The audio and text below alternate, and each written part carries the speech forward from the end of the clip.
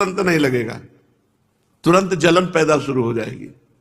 जो ही नाम शुरू करोगे प्रारंभ में तो मन भागेगा, बड़ी घबराहट सी लगेगी, एक अरुचि सी लगेगी, कोई स्वाद नहीं आएगा, क्योंकि पहले नाम तुम्हारे पाप नष्ट करेगा, तुम्हारा मल नष्ट करेगा, विक्षेप नष्ट करेगा। फिर धीरे धीरे इसमें आसक्ति होती है, धीरे धीरे इसका स्वाद आता है, और जहां स्वाद आया तो प्रतिपल कई गुना स्वाद नाम का बढ़ता चला जाएगा।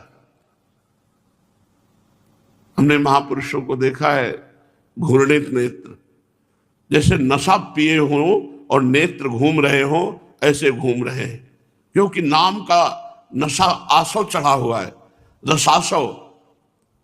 जैसे हरिवंश निकट दासीजन लोचन चसक रसासो गटकत, जैसे रूप में मादकता है ऐसे नाम में मादकता है।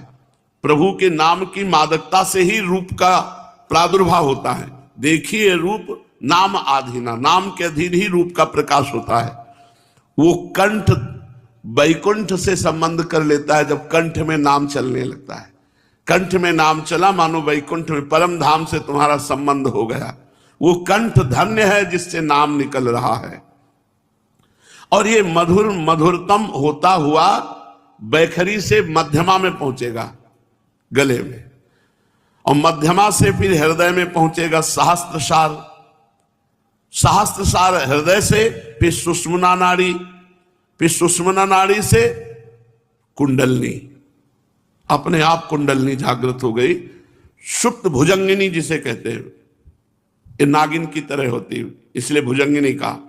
वो नाम जाके इतनी जोर से चोट पहुंचाता है कि कुंडलनी जागृत हो जाती, और जे ही कुंडलनी जागृत हुई तो सब ज्ञान विज्ञान सिद्धियां रिद्धियां सब जागृत हो जाती है। कितना सुंदर अनुभव बता रहे हैं। बैखरी माने जो हम बोल रहे हैं, इससे नाम मध्यमा में पहुंचा, मध्यमा से हृदय जिसे सहस्त्रसार कहते हैं, हृदय में जब नाम पहुंचा तो सुषुम्ना नाड़ी में नाम पहुंचा, सुषुम्ना से सुप्त कुंडलनी को जाकर के धक्का मारा नाम ने, कुंडलनी जागृत हो गई। जो बड़े बड़े योगी जन बड़ी कठिनाई से जागृत करते हैं नाम जापक की, वो सहज में कुंडलनी जागृत हो जाती है। अब तो श्वास प्रतिश्वास, रोमांच, स्पंदन, कंपायमान शरीर, अश्रु पुलक, ये सब दिव्य भाव जागृत हो जाते हैं। देहाभिमान कब का विगलित हो जाता है। उसी सहस्त्रसार, बहुत सुंदर बात करें, जो हृदय है सहस्त्रसार में अनेक हजारों करोड़ों जन्मों की स्मृतियां दबी हैं। जब कुंडलनी जागृत हुई, सहस्त्रसार कमल खिला, तो उसे अनेक जन्मों की अपनी पूरी इतिहास दिखाई देने लगा। पीछे जन्म में था, 98 जन्म में था, 108 जन्म में था, ऐसे। जैसे भीष्म जी कह रहे हैं कि 100 जन्म तक तो मैं देख रहा हूं, तो भगवान ने कहा और आगे देखो। तो सहस्त्र सहस्त्र जन्मों की स्मृतियां उसकी जागृत हो जाती है। तुम्हारे इस जन्म के देहाभिमान ने जन्मांतरों की स्मृति को रुद्ध कर दिया। जहां ये देहाभिमान गलित हुआ तो ही अनंत जन्मों की स्मृति जागृत हो गई। अब सुषुम्ना से जप होने लगा, अविद्या नष्ट हो गई, कारागार गृह खुल गया, बंधन खुल गया, और जीव जीवन मुक्त होकर भगवत राज्य में विचरण करने लगा। अपरिग्रहस्थय्येर जन्म कथांता संबोधा। ओहो, जीव ही दूसरों से सुख लेना बंद हुआ और भजन का सुख प्रकट हुआ, तो पूर्व जन्म से कैसे तुम मनुष्य बने, क्या थे, ये तुरंत स्मृति खुल जाती है। इस बात का भली भांति ज्ञान हो जाता है कि ये योग वासिष्ठ में वर्णन है। सरस्वती जी अपनी शिष्या को दिखाती हैं, उनके पति युद्ध में मारे जाते हैं, राजा होते हैं, तो बहुत विलाप करती हैं और सरस्वती जी का स्मरण करती है। सरस्वती जी उनकी मित्र थी। तब उन्होंने कहा कि तुम इनको पति मानती थी इसलिए विलाप कर रही हो, आओ तुम्हें दिखाएं कितने तुमने पति बनाए, पुत्र बनाए, कितनी बार तुम्हारा जो पति है तुम्हारा पत्नी बना, ये आओ हम तुम्हें दिखा। कई जन्मों के घरों में ले गई और बोले इस जन्म में तो, और उसको स्मृति जागृत होती जा रही, हाँ हाँ हाँ। तो बोले बस ये खेल चल रहा है। तभी वो विशुद्ध ज्ञानी चुड़ाला जी नाम से प्रसिद्ध हुई, बहुत बड़े महापुरुष हुई। सरस्वती जी की कृपा से उनको बोध हो गया।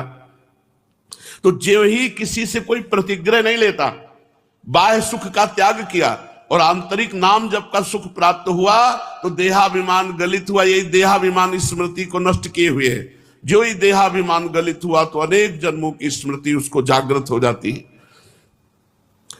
अब सुषमना से जब जब चलता है तो देह भाव का त्याग हो करके जन्मांतरों की स्मृति में जब आया, मैं कौन था, मैं क्या क्या बना, तब उसको सच्चा वैराग्य हो जाता है इस जन्म से। अरे सब नाटक, पूर्व जन्म में क्या था, पूर्व जन्म में क्या था, उसके पहले क्या, ये सब चला रहा है, तो ये भी सत्य नहीं है। क्या क्या था, कौन कौन बना, ये सब स्मृति प्रकाशित हो जाती है। तब उस समय उसे नाम से अनुराग हो जाता है। बड़ी उपलब्धियां नाम से प्राप्त हुई, तो अब नाम वो छोड़ नहीं सकता। स्त्री, पुत्र, विषय, वैभव, लोक, परलोक, सबसे वैराग्य हो गया जब स्मृति जागृत हुई। उसके पश्चात उसको नाम इतनी आसक्ति हो गई कि वो मधुर से मधुर नाम पश्यंती में पहुंच गया। वैखरी, मध्यमा, सहस्त्रसार, सुषमना, कुंडलनी, पश्यंती। अब पश्यंती में नाम नामी एक हो गए।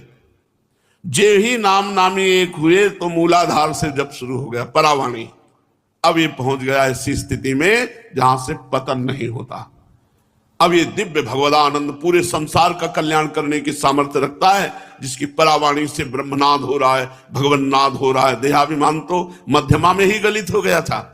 जे ही वैखरी से मध्यमा में पहुंचा, देहाभिमान गलित हो गया, शास्त्र सार खुल गया, सुषुम्ना नाड़ी में जप हुआ, कुंडलनी जागृत हो गई, पश्यंती में पहुंचते ही परावाणी से चलने लगा नाम। अब ये सतरति सतरति सा लोकांतार्यति, स्वयं तर जाता है, स्वयं तर जाता है, लोक के लोक को तार देता है। नाम और आसक्ति हृदय में प्रकट हुई, अब डूब गया परा अवस्था में। हे प्रीतम, तुम्हें कैसे समझावें कि मधुराति मधुर नाम कितना मीठा है, कितना महिमामय है। करुणाकर, आनंद कंद, अति सुंदर, आनंद की उपलब्धि बड़ी विलक्षण है। आहा, जिह्वा से केवल नाम उच्चारण करने से परा अवस्था को प्राप्त हो गया। परावाणी से जब परा अवस्था को प्राप्त हो गया, कितना परमानंद, महा उत्सव।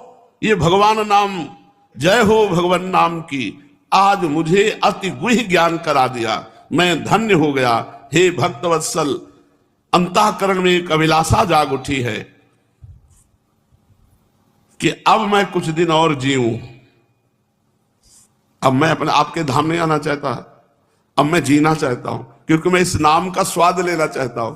जब परावाणी से नाम हुई तो बोले अब एक अभिलाषा जागृत हो गई, अब इस स्थिति में रहकर कुछ दिन जीऊं और ये स्वाद लूं नाम का, तब फिर अपने धाम में प्रभु बुलाना। तुम्हारी निरपेक्ष सद्भावना से भगवान प्रसन्न हो जाएंगे और तुम्हें समय दे देंगे, जैसे अजामिल को समय दिया।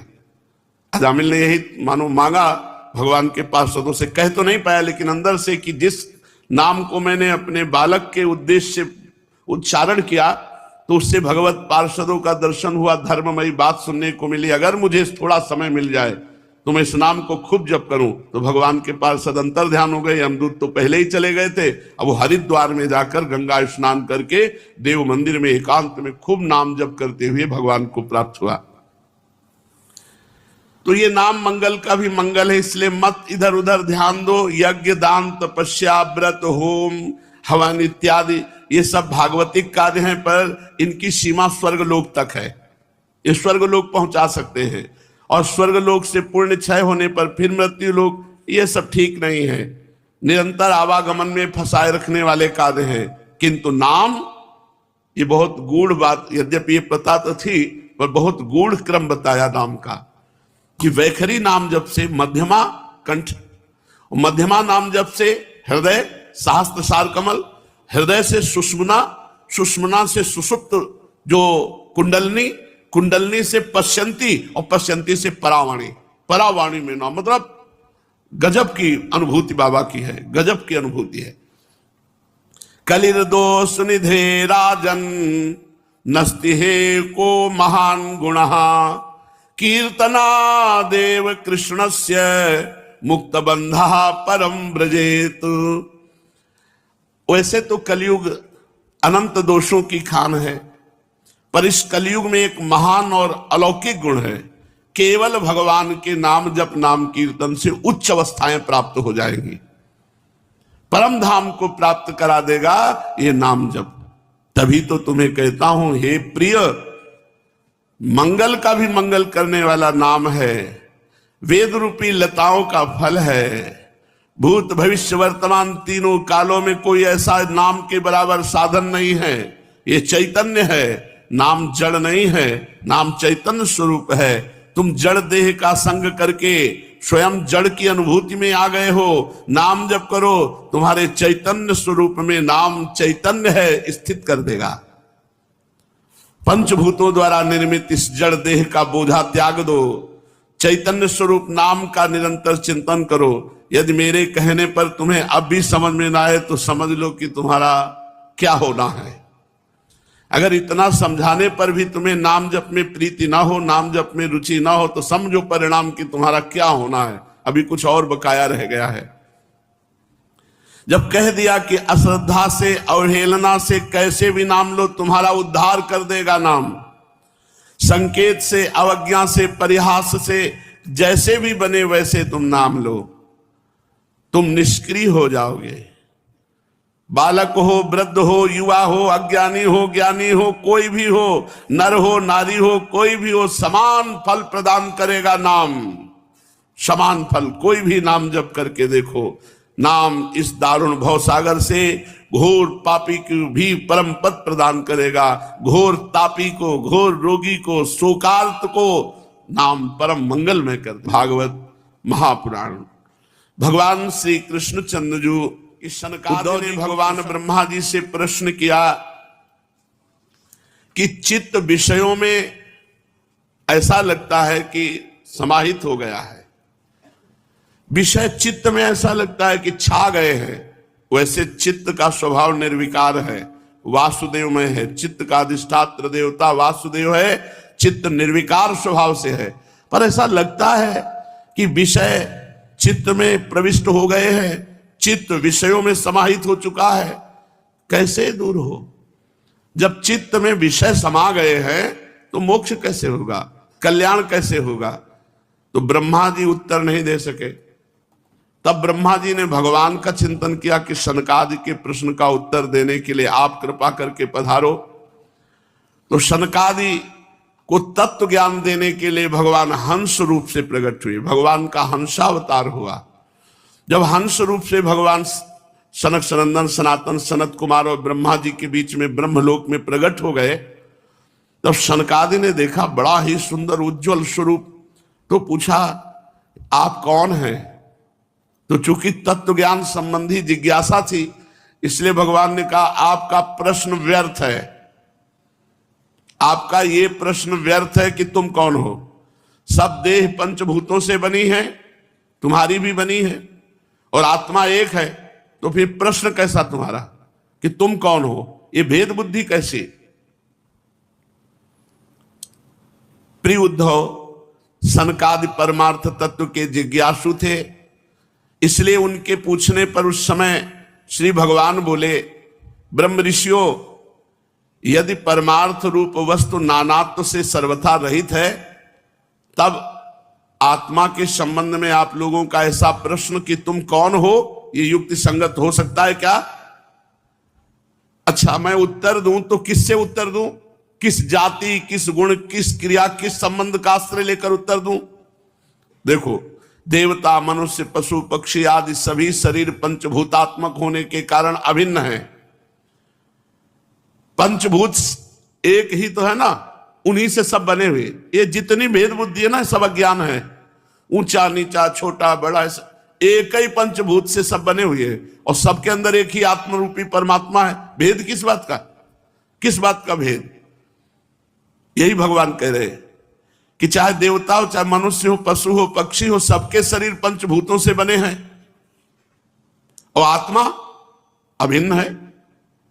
ऐसी स्थिति में आपने जो प्रश्न किया कि आप कौन हैं, ये आप लोगों का प्रश्न ही व्यर्थ है, केवल वाणी का व्यवहार मात्र है। विचार पूर्वक नहीं किया प्रश्न, अतः निरर्थक है। मन से, वाणी से, दृष्टि से, अन्य इंद्रियों से भी जो कुछ ग्रहण किया जाता है, सुनो वो मैं हूं। अब भगवान अपना परिचय दे रहे कि मैं कौन हूं। मन से जो सोचा जाता है, वाणी से जो बोला जाता है, दृष्टि से जो देखा जाता है, इंद्रियों से जो कुछ ग्रहण किया जाता है, वो सब मैं हूं, भगवान है। मुझसे भिन्न और कुछ नहीं है। यह सिद्धांत आप लोग तत्व विचार के द्वारा समझ लीजिए।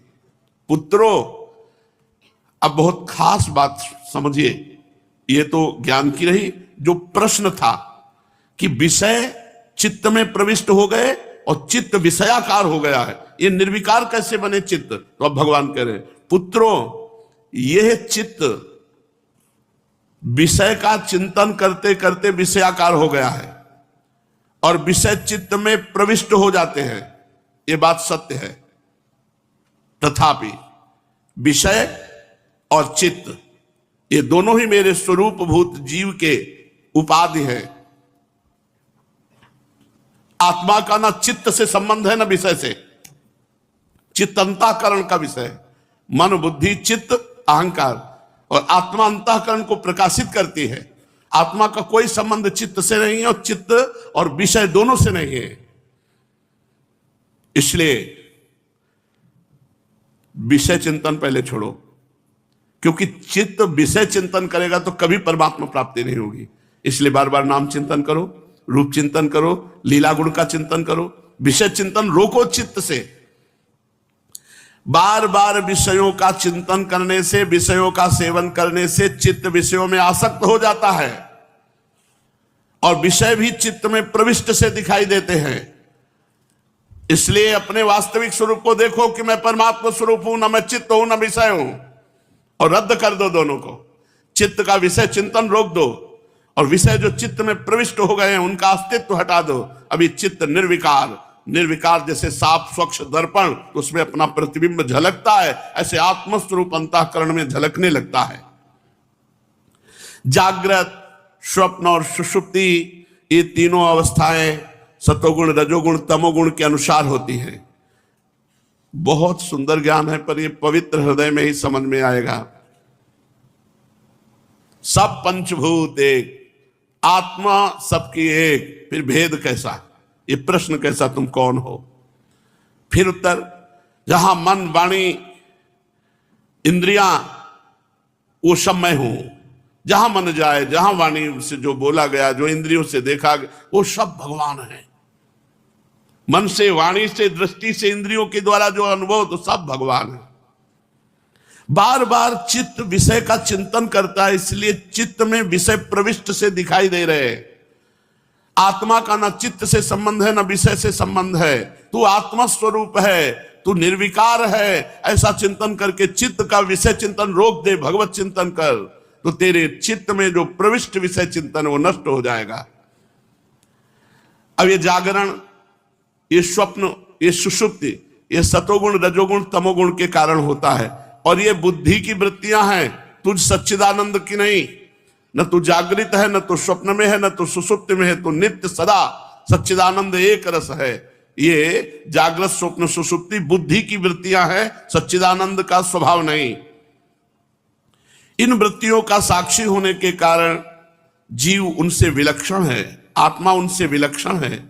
यह सिद्धांत श्रुति, युक्ति और अनुभूति से युक्त है, क्योंकि बुद्धि वृत्तियों के द्वारा होने वाला यह बंधन ही आत्मा में त्रिगुणमयी वृत्तियों का दान करता है। इसलिए जागृत, स्वप्न, सुषुप्ति तीनों अवस्थाओं से विलक्षण आत्मस्वरूप है। ये तीनों अवस्थाएं बुद्धि में होती है, मुझ तुरी तत्व आत्मा में नहीं। इसलिए इस बुद्धि के भी बंधन का परित्याग कर दो। सारी बात अंतःकरण की है, चित्त, मन, बुद्धि, अहंकार। तब तुम देखोगे विषय और चित्त दोनों का त्याग हो गया। यह बंधन अहंकार की रचना है, पूरा अंतःकरण का विवरण है। जागृत, स्वप्न, सुषुप्ति ये बुद्धि की अवस्थाएं हैं। विषय चिंतन, विषय भोग की लालसा ये चित्त में होती है। उसका संकल्प मन करता है, निर्णय बुद्धि करती है, स्वीकृति अहंकार करती है। बस ये अंतःकरण सुधर जाए, सब सुधर गया। ये बंधन अहंकार की ही रचना है और यही आत्मा के परिपूर्णतम सत्य, अखंड ज्ञान और परमानंद स्वरूप को छिपा देता है। इस बात को जान करके साधक को चाहिए कि विरक्त हो जाए। किससे? कपड़ा बदलने को विरक्ति यहां नहीं कह रहे, या अंतःकरण से विरक्त हो जाए, अंतःकरण से विरक्त हो जाए। उसके संकल्प, विकल्प, बुद्धि का निश्चय, चित्त का विषय चिंतन और अहंकार की स्वीकृति, इन सब से अलग हो जाए। मैं अलग हूं ऐसा अनुभव करे। इस बात को जानकर विरक्त हो जाए और अपने तीन अवस्थाओं में अनुगत तुरी स्वरूप में होकर संसार का चिंतन छोड़ दे। जब तक पुरुष की भिन्न भिन्न पदार्थों में सत्यत्व बुद्धि, सुख बुद्धि, भोग बुद्धि होती है, तो उसमें अहम बुद्धि और मम बुद्धि जुड़ जाती है, उससे निवृत्त नहीं होती। तब तक वो अज्ञानी यद्यपि जागता है तथापि मोह निद्रा में सोया हुआ सा माना जाता है। जैसे स्वप्नावस्था में जान पड़ता है कि मैं जाग रहा हूं, ऐसे मोह निद्रा में सोता हुआ वो ऐसा अनुभव करता मैं जाग रहा हूं। आत्मा से अन्य देह आदि प्रतिमान नाम रूपात्मक प्रपंच का कोई भी अस्तित्व नहीं है। बहुत गूढ़ विषय है। इसलिए उनके कारण होने वाले वर्णाश्रम आदि भेद, इनका कोई अस्तित्व नहीं। स्वर्ग आदि फल, इनका कोई अस्तित्व नहीं। कारणभूत कर्म, इनका भी कोई अस्तित्व नहीं। ये सब आत्मा के लिए वैसे ही मिथ्या है जैसे स्वप्न में सब देखे गए पदार्थ, वस्तु, व्यक्ति, स्थान सब मिथ्या थे। जब हृदय पवित्र होगा तभी बहुत हंस के रूप में भगवान सनकादि को उपदेश कर रहे हैं। जो जागृत अवस्था में समस्त इंद्रियों के द्वारा बाहर दिखने वाला संपूर्ण क्षण भंगुर संसार है, पदार्थ है, स्वप्नावस्था हृदय में ही जागृत में देखे हुए पदार्थों के समान ही वासना में विषयों का अनुभव करता है। सुषुप्ति अवस्था में उन विषयों को समेटकर उनमें लय का अनुभव करता है। वो परमात्मा, वो आत्मा एक ही है जो जागृत में क्षणभंगुर पदार्थों का अनुभव करता है, स्वप्नावस्था में जागृत के देखे हुए पदार्थों के समान वासना में विषयों का अनुभव करता है, सुषुप्ति अवस्था में सबको समेटकर लय हो जाता है। इन तीनों को जो जानने वाला है वो आत्मा है। जागृत, स्वप्न, सुषुप्ति। जागृत अवस्था की इंद्री, स्वप्नावस्था के मन और सुषुप्ति की संस्कारवती बुद्धि का जो स्वामी है वही आत्मा है, क्योंकि वो त्रिगुणमयी तीनों अवस्थाओं का साक्षी है, ना कि अवस्था। बहुत सुंदर। जिस मैंने स्वप्न देखा, जो मैं सोया वही मैं जाग रहा हूं, ये स्मृति केवल आत्मा की है, ये बुद्धि की नहीं है। जब बुद्धि भी सो जाती है तब वो गाढ़ निद्रा होती है। तो फिर बताया किसने कि आज मैं बहुत सोया? बोले आत्मा। आज मैं इतने समय से जग रहा हूं। किसने संबोधा? आत्मा। जो जागृत, स्वप्न, सुषुप्ति का साक्षी है वो आत्मा है। ऐसा विचार कर मन की तीन अवस्थाएं गुणों के द्वारा मेरी माया से मेरे अंश स्वरूप जीव में कल्पित की गई हैं। आत्मा में ये नितांत असत्य हैं।